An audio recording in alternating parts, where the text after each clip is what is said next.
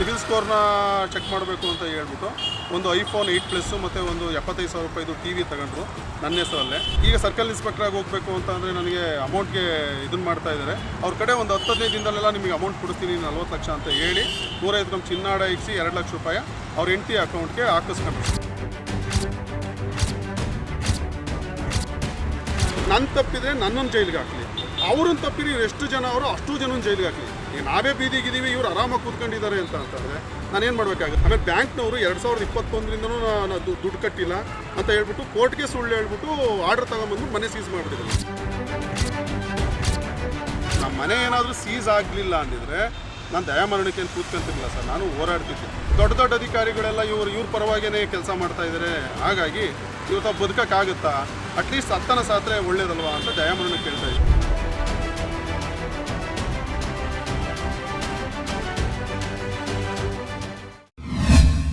ಸಮಾಜದಲ್ಲಿ ಜನರು ಹಲವು ಸಮಸ್ಯೆಗಳನ್ನು ಎದುರಿಸ್ತಾ ಇರ್ತಾರೆ.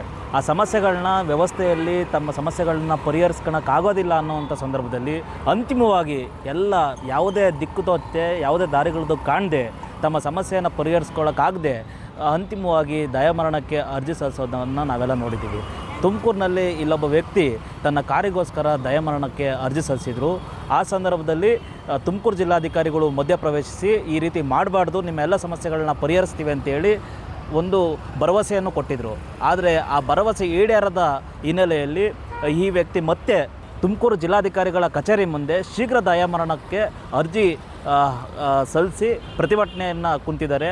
ಇವರು ಆ ವ್ಯಕ್ತಿ ಯಾರು, ಎಲ್ಲಿ ಅವರು, ಯಾವ ಕಾರಣಕ್ಕೋಸ್ಕರವಾಗಿ ಶೀಘ್ರ ದಯಾಮರಣಕ್ಕೆ ಅರ್ಜಿಯನ್ನು ಸಲ್ಲಿಸಿ ಪ್ರತಿಭಟನೆ ಮಾಡ್ತಿದ್ದಾರೆ, ಅವರಿಂದಲೇ ಕೇಳೋಣ ಬನ್ನಿ. 2017ರಲ್ಲಿ ನನಗೆ ಇವರು ಮಲ್ಲಿಕಾರ್ಜುನ್ ಅಂತ ಇನ್ಸ್ಪೆಕ್ಟ್ರು CID ಇದ್ದರು. ಅವರು ನನಗೆ ಗುರುದತ್ ಕಡೆಯಿಂದ ಪರಿಚಯ ಆದರು. ನಮಗಿಲ್ಲಿ NR ಕಾಲೋನಿಯಲ್ಲಿ ಮನೆ ಇತ್ತು. ಪಂಜಾಬ್ ನ್ಯಾಷನಲ್ ಬ್ಯಾಂಕಲ್ಲಿ ಲೋನ್ ತಗೋಬೇಕಾಗಿತ್ತು. ಅಲ್ಲಿ 32 ಲಕ್ಷ ರೂಪಾಯಿ ನಮಗೆ ಸ್ಯಾಂಕ್ಷನ್ ಆಯಿತು. 32-34 ಲಕ್ಷ ರೂಪಾಯಿ ಸ್ಯಾಂಕ್ಷನ್ ಆಯಿತು. ಸ್ಯಾಂಕ್ಷನ್ ಆದಮೇಲೆ ಇವರು ಅದರದ್ದು ಆಗಲ್ಲ, ನಮಗೆ ಬೇರೆದು ಕೊಡಿ ಅಂತ ಹೇಳಿದರು. ಹಾಗಾಗಿ ಯಾವುದೇ ಪ್ರಾಪರ್ಟಿ ಮೇಲಾದರೂ ಇವ್ರು ಕೊಡಿಸ್ತಾರೆ ಅಂತ ಗುರುದತ್ ಅವರು ಇವ್ರನ್ನ ಪರಿಚಯ ಮಾಡಿಕೊಟ್ಟಾಗ ನಾನು ಸಿವಿಲ್ ಸ್ಕೋರ್ನ ಚೆಕ್ ಮಾಡಬೇಕು ಅಂತ ಹೇಳ್ಬಿಟ್ಟು ಒಂದು ಐಫೋನ್ 8 ಪ್ಲಸ್ ಮತ್ತು ಒಂದು 75,000 ರೂಪಾಯಿದು ಟಿ ವಿ ತಗೊಂಡ್ರು ನನ್ನ ಹೆಸರಲ್ಲೇ. ಅದಾದಮೇಲೆ 150 ಗ್ರಾಮ್ ಚಿನ್ನ ಅಡ ಇಕ್ಕಿಸ್ಬಿಟ್ಟು ನಾನು ಬಸವೇಶ್ವರ ನಗರ ಸ್ಟೇಷನ್ಗೆ ಹೋಗಬೇಕು ಅಂತ ಹೇಳಿ ಅಲ್ಲಿ ಫಸ್ಟ್ ಅವರು ಸಬ್ ಇನ್ಸ್ಪೆಕ್ಟರ್ ಆಗಿದ್ದರು. ಈಗ ಸರ್ಕಲ್ ಇನ್ಸ್ಪೆಕ್ಟ್ರಾಗಿ ಹೋಗಬೇಕು ಅಂತ ಅಂದರೆ ನನಗೆ ಅಮೌಂಟ್ಗೆ ಇದನ್ನು ಮಾಡ್ತಾ ಇದ್ದಾರೆ. ಸೊ ಹಂಗಾಗಿ ನಾನು ಕೊಟ್ಟು ಅಲ್ಲಿಗೆ ಹೋಗ್ತಿದ್ದಂಗೆ ನಾನು ಡ್ರೆಸ್ ಹಾಕತ್ತೀನಿ. ಅಲ್ಲಿ ನನಗೆ ತುಂಬ ಚೆನ್ನಾಗಿರೋರು ಗೊತ್ತಿದ್ದಾರೆ ಫೈನಾನ್ಷಿಯರ್ಸು. ಅವ್ರ ಕಡೆ ಒಂದು 10-15 ದಿನದಲ್ಲೆಲ್ಲ ನಿಮಗೆ ಅಮೌಂಟ್ ಕೊಡ್ತೀನಿ 40 ಲಕ್ಷ ಅಂತ ಹೇಳಿ 150 ಗ್ರಾಮ್ ಚಿನ್ನ ಅಡ ಇಕ್ಸಿ 2 ಲಕ್ಷ ರೂಪಾಯಿ ಅವ್ರ ಹೆಂಡತಿ ಅಕೌಂಟ್ಗೆ ಹಾಕಿಸ್ಕೊಂಡ್ರು ಸರ್. ಅದಾದಮೇಲೆ ತಿರ್ಗಾ ಅವರು ಮೋಸ ಮಾಡಿದರು, ನನಗೆ ಅಲ್ಲಿ ಕೊಡಿಸ್ತಿಲ್ಲ ಅಂತ ಹೇಳ್ಬಿಟ್ಟು. ಅದಾದಮೇಲೆ ಈಗ ಅಮೌಂಟ್ ರೆಡಿ ಇದೆ, ನೀವೇನು ಮಾಡಿ ಅಂತಂದರೆ ನಾನು ಪಜಾರೋ ಸ್ಪೋರ್ಟ್ಸ್ ಕಾರ್ ನೋಡಿದ್ದೀನಿ, ಅದಕ್ಕೆ 34,000 ರೂಪಾಯಿ EMI ಆಗುತ್ತೆ. 40,000 ರೂಪಾಯಿ ಇಲ್ಲಿಗೆ 1% ಹಂಗಾದರೆ 40 ಲಕ್ಷಕ್ಕೆ 40,000 ಆಗುತ್ತೆ ಬಡ್ಡಿ. ನೀವು EMI ಕಟ್ಕೊಂಡು ಹೋಗಿ ಪೂರ್ತಿ ತೀರಿದ ಮೇಲೆ 40 ಲಕ್ಷ ಕೊಡಿ ಅಂತ ಹೇಳಿದರು. ಹಾಗಾಗಿ ಅವಾಗಲಿಂದ ಮೋಸ ಮಾಡ್ಕೊಂಬರ್ತಾರೆ, ಎಲ್ಲ ತಗೊಂಡ್ರು, ಎಲ್ಲ ನನ್ನ ಹೆಸರಲ್ಲೆಲ್ಲ ಮಾಡಿಬಿಟ್ಟು ಮೋಸ ಮಾಡಿ ಇದನ್ನು ಮಾಡಿದ್ರಿಂದ ನಾನು ಸುಮಾರು ಅಧಿಕಾರಿಗಳು ಕರೆದ್ರೆ ಸುಮಾರು ಎಲ್ಲರ ಕಡೆಯೂ ನಾನು ಇದನ್ನು ಕೊಟ್ಟಾಗ ನನಗೆ ಯಾವುದೇ ನ್ಯಾಯ ಸಿಗಲಿಲ್ಲ ಅನ್ನೋ ಒಂದೇ ಕಾರಣಕ್ಕೆ ನಮ್ಮ ಮನೆ ಏನಾದರೂ ಸೀಸ್ ಆಗಲಿಲ್ಲ ಅಂದಿದ್ರೆ ನಾನು ದಯಾಮರಣಕ್ಕೆ ಏನು ಕೂತ್ಕೊಂತಿರಲಿಲ್ಲ ಸರ್, ನಾನು ಹೋರಾಡ್ತಿದ್ದೆ. ಎಷ್ಟಂತ ಹೋರಾಡೋದು ಸರ್, ಇವ್ರ ವಿರೋಧ ದೊಡ್ಡ ದೊಡ್ಡ ಅಧಿಕಾರಿಗಳೆಲ್ಲ ಇವ್ರ ಪರವಾಗಿಯೇ ಕೆಲಸ ಮಾಡ್ತಾ ಇದ್ದಾರೆ. ಹಾಗಾಗಿ ಇವತ್ತು ಬದುಕೋಕ್ಕಾಗುತ್ತಾ? ಅಟ್ಲೀಸ್ಟ್ ಸತ್ತನ ಸಾತ್ರೆ ಒಳ್ಳೇದಲ್ವಾ ಅಂತ ದಯಾಮರಣ ಕೇಳ್ತಾ ಇದ್ದೀನಿ. ಯಾಕಂದರೆ ಆತ್ಮಹತ್ಯೆ ಮಾಡ್ಕೊಂಡ್ರೆ ಅದನ್ನು ಕಾನೂನಲ್ಲಿ ಏನೋ ನಮ್ಮ ಮೇಲೆ ಕೇಸ್ ಹಾಕಿ ಎಲ್ಲ ಇದನ್ನು ಮಾಡ್ತಾರಂತೆ. ಸೊ ಹಂಗಾಗಿ ಅಕಸ್ಮಾತ್ ಆತ್ಮಹತ್ಯೆ ಮಾಡ್ಕೊಳಕ್ಕೆ ಹೋದ ಬದುಕ್ಬಿಟ್ರೆ ಬದುಕಿದ್ದು ಶವ ಮಾಡ್ತಾರೆ ಇವರು ಅಂತ ಅಂದ್ಬಿಟ್ಟು ದಯಾಮರಣ ಕೇಳ್ತಾ ಇತ್ತು.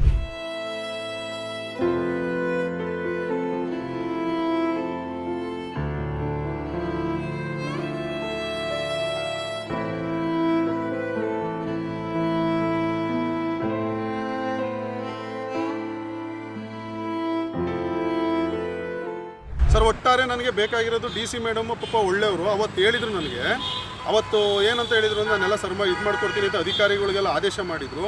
ಖುದ್ದು ಸರ್ಕಲ್ ಇನ್ಸ್ಪೆಕ್ಟ್ರಿಗೆ ಫೋನ್ ಮಾಡಿದರು, ಮತ್ತು ಅಡಿಷನಲ್ SP ಫೋನ್ ಮಾಡಿದರು, SP ಅವ್ರಿಗೆ ಫೋನ್ ಮಾಡಿದರು.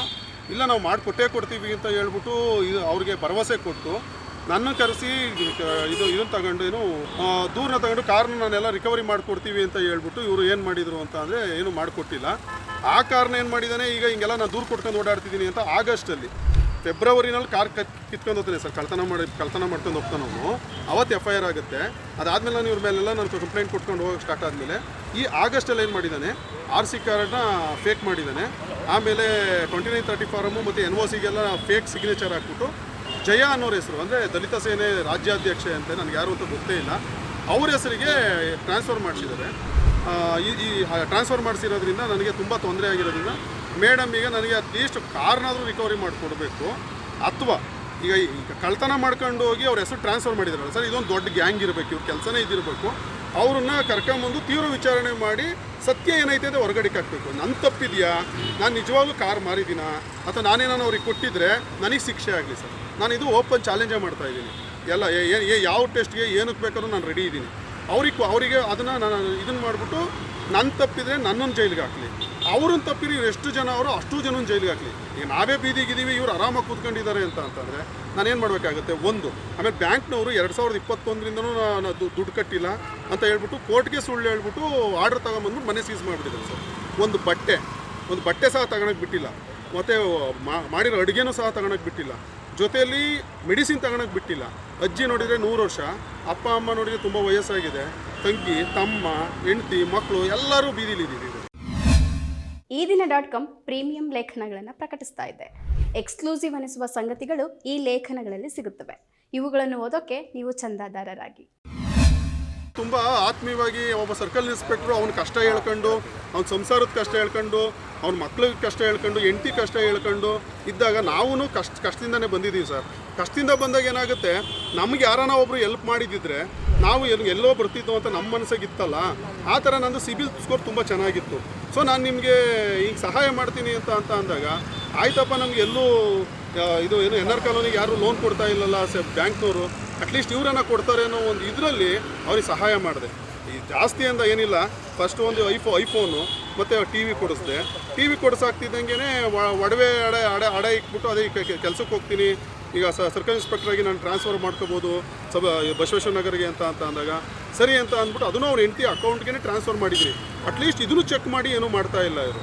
ಅದಾದಮೇಲೆ ಅವನು ತಿರ್ಗಾ ಈಗ ಕೊಟ್ಟೆ ಮೋಸ ಮಾಡಿದರು ಅಂತ ಅಂದ್ರಲ್ಲ ಸರ್, 30 ಲಕ್ಷ ನಾನು ಕೊಟ್ಟೆ, ಪರಮೇಶ್ವರ್ ಅವ್ರಿಗೆ 30 ಲಕ್ಷ ನಾನು ಕೊಟ್ಟೆ, ಅವರೇ ನನಗೆ ಮೋಸ ಮಾಡಿದ್ರು, ನನಗೆ ಕೊಡಿಸ್ತಿಲ್ಲ ಅಂತ ಅಂದ.